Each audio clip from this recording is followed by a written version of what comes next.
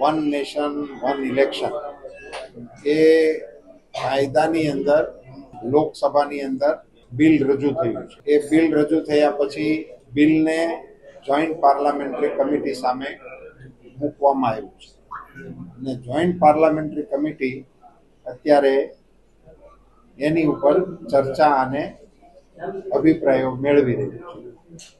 Joint parliamentary કમિટીમાંથી એમના અભિપ્રાય સાથે બિલ ફરીથી લોકસભામાં આવશે અને પછી લોકસભા એને પસાર કરશે.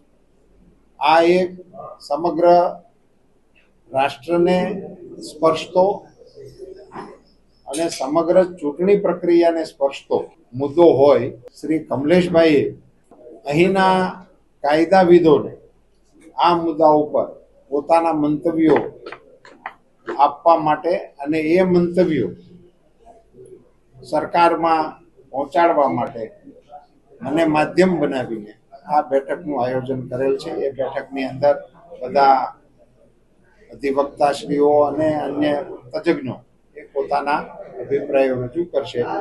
એનું એક લેખિત પ્રેઝન્ટેશન બનાવીશું અને એ પ્રેઝન્ટેશન એ સરકારમાં અને જોઈન્ટ પાર્લામેન્ટરી કમિટીમાં પહોંચાડવા માટેનો હું પ્રયાસ કરીશ.